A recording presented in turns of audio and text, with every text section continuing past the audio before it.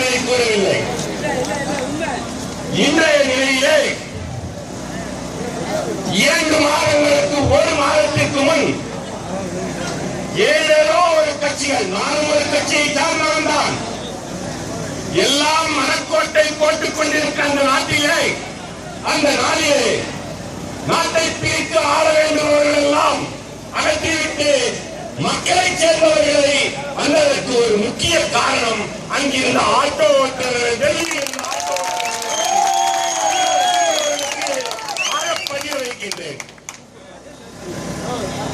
இந்த கூட்டத்திலே வெகு சிறப்பாக அனைவரையும் ஒருங்கிணைத்து செயல்பட்டிருக்கின்றார் எனது தோழர் சேஷ்டயம் அவர்கள்.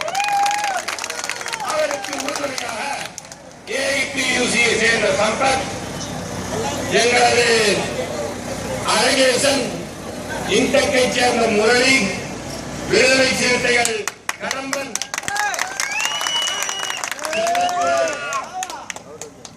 நீலகண்டன் வந்திருக்கார். நீலகண்டன் நீங்க இல்ல, குப்பியில் ஆட்டோ ஓட்டுநர் சங்கம் வெங்கடேசன் இருக்காரா? வெங்கடேசன் அவர்கள் பாட்டாளிகளுக்காக மற்றவர்கள் உழைக்கின்றார்களோ இல்லையோ ஆட்டோக்காரர்களுக்காக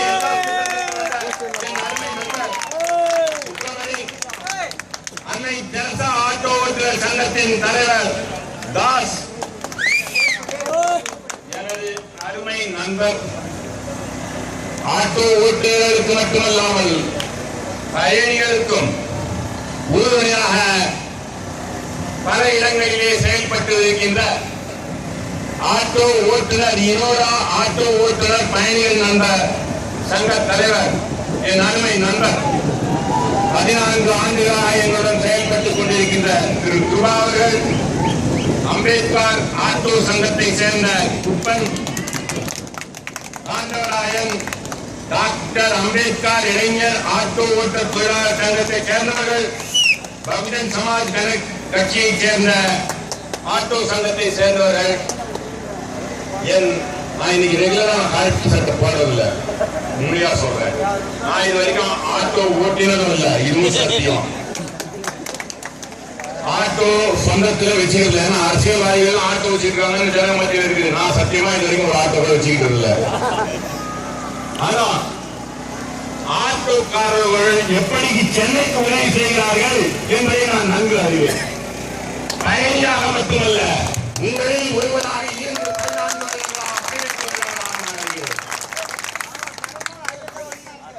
நம்முடைய இன்று வேண்டுமானால் 108 பல இடங்களிலே வரலாம்.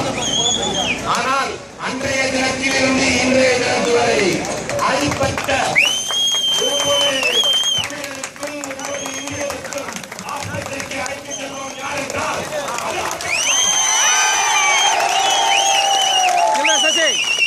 மக்களின் தோழர்கள் தான் காக்கி சட்டை போடுகிறார்கள். அதனால் மக்களின் தோழராக நீங்கள் இருக்கிறது, உங்களுக்காக இன்று நான் காக்கி சட்டை.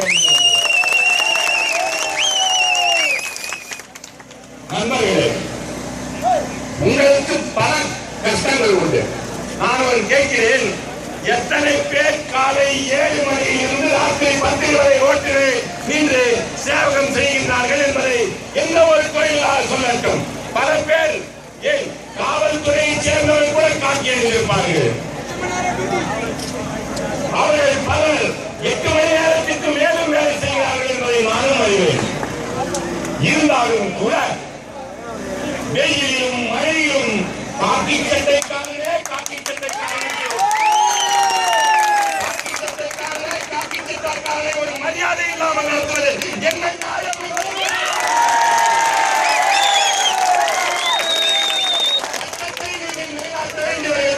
அதை வேணாற்றுவதில் எங்களுக்கு ஒரு ஆட்சேபனையும் இல்லை.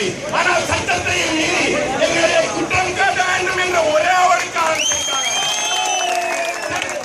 வீதி வீதியாக எங்கள் மேல் ஏன் குற்றம் தோன்றுகிறீர்கள் என்று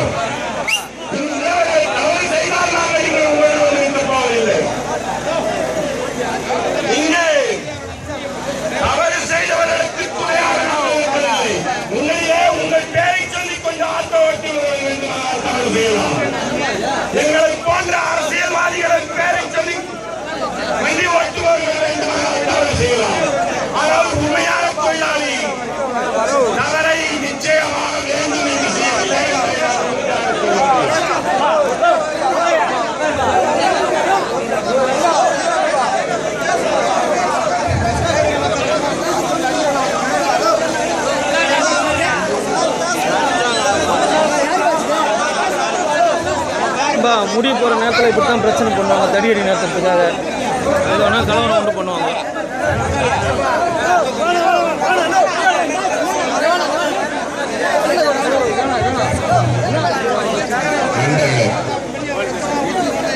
நாம் அனைவரும் ஒன்றுபட்டு செயல்பட்டால் நமக்குள்ளும் மாற்றங்கள் கொண்டு வர முடியும்.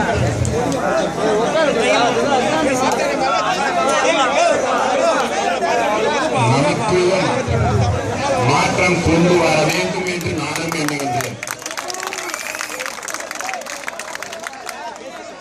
நம்மில் பலருக்கு பிஎஃப் கிடையாது, நம்மில் பலருக்கு பென்ஷன் கிடையாது, எல்லாருக்குமே இங்கு ஆட்டோ ஓட்டுநருக்கு என்று வாரியம் ஒன்று உண்டு. அந்த வாரியம் எப்படி இயங்குகிறது, எந்த கட்சிகளுக்காக இயங்குகின்றது என்பதை நாம் நன்கு அறிவோம்.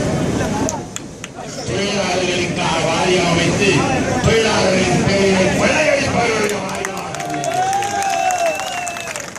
ஒன்றை நாம் சரியாக சொல்ல முடியும். அந்த வாரியத்திலே நாம் கொடுத்த பணம் அதிகமாக டெபாசிட் உள்ளது என்பதை அரசும் அரசியல் சார்ந்தவர்களும் மறுக்க முடியாது.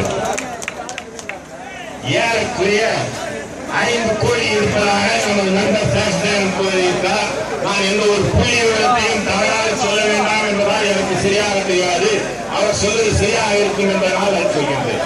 ஆனால் அதில் நம் பணம் இருக்கிறது என்பது உண்மை. பல இடங்களிலே ஆட்டோ நண்பர்கள் யாரும் இங்க பல பேர் இருக்கீங்க. இங்க யாரும் நான் மாறு மாளிகள் தாங்க இருக்கேன். அது ஒண்ணு நான் போய் சொல்லல, ஏமாத்தல, திருட, யாரை ஏமாத்தியும் நான் பணம் சம்பாதிக்கல, இது சத்தியம். ஆனா இங்க எத்தனையோ பேர் வந்து வெயில காஞ்சிக்கிட்டு இருக்கீங்க, ஆட்டோல இருந்து காலையில சாப்பிடாம இருக்கீங்க. இது யாரும் வந்து மாளிகை கட்டில ஆட்டோ வச்சு அது வந்து சத்தியமா நான் சொல்ல முடியும். இங்க ஒரு சில பேர், நான் வந்து ஆட்டோ நாட்டாக்காரன் பயணிகளுக்காக சேர்ந்து பேசுறாதான். நான் உங்களுக்கு ஏதாவது சொன்னேன்னா நீங்க போகப்பட்டாங்க, எனக்கு கவலை இல்லை. நம்ம ஒரு சில பேர் தப்பு செய்யலாம், ஆனா எல்லாரையும் சேர்ந்து தப்பு செய்யலாம். அவர் செய்தவர்களை கண்டியுங்கள், உங்களோடு நாங்கள் இருக்கின்றோம். ஆனால் நல்லவர்களை ஏதோ ஒண்ணு இல்லைன்னு சொல்லிட்டு அதுக்காக நிறுத்தி வச்சு அன்னைக்கு கூட அவரோட வாழ்க்கை வாய்க்கல. நான் கேட்கிறேன், உங்க வாயை கட்டி போட்டு ஒரு மாசம் இருக்கு சொன்னா அது எப்படி இருக்குமோ அது மாதிரிதாங்க இந்த ஆட்டோவை பிடிச்சி கட்டி என் மனசுல ஒரு குற்ற உணர்வோட நான் இன்னைக்கு பேசுறேன். ஏன்னா என்னுடைய ஆட்டோ இன்னொரு ஆட்டோ ஒருத்தர் திருவாரூர் மேல ஏறி குடிக்க போறான்னு சொன்னாரு. தற்கொலை பண்ணுகின்ற ஆரோக்கியங்களை தருகின்ற அரசு நியாயமான அரசா என்று கேட்கின்றேன். நான் காந்தி வழியிலே வந்தவன். செய்கின்ற முடிவு சரியாக இருந்தாலும் வழியும் சரியாக இருக்க வேண்டும் என்று காந்தி கூறினார். நீங்கள் செய்கின்ற முயற்சி செய்கின்றதை சரியாக செயலாக இருந்தாலும் அதை செய்கின்ற போலீஸ்காரர்களின் அராஜகம் தவறானது என்பதைத்தான் நான் இங்கு கூற வந்திருக்கின்றேன். எங்களிலே தட்டி வேலை வாங்குங்கள். ஏன் எங்களை குட்டி மட்டுமல்ல அழைத்து ஜெயிலுக்கு அனுப்பி வேலை வாங்குகின்றீர்கள் என்று நாங்கள் கேட்கின்றோம். உங்களை ஒருவன் தானே நான் இந்த காக்கி சட்டை போயிட்டா எங்களை என்ன தடுத்து நிக்கணும்னு நினைச்சிட்டு இருக்கீங்களா? எத்தனை கான்ஸ்டபிள் நடக்கிறது நிக்கிறீங்க? உங்களுக்கு என்ன கஷ்டம் தெரியுமா? அவங்களுக்கு காக்கி சட்டை போட்டவங்களுக்கு தெரியும், காக்கி சட்டை கஷ்டம். ஏன் ஆட்டோக்காரன் மட்டும் ஏண்டா வாடா போறாங்க? கால வந்தா நான் கால போறாங்க. நான் கேட்கிறேன், தப்பு செஞ்சா கூட கால்காரன் இப்பதான் பரவாயில்ல, முன்னோட தெரிஞ்சுட்டீங்க. கால தப்பு பண்ணாலும் நிறுத்துறீங்க, நான் வாழ்க்கிறேன் உங்களை.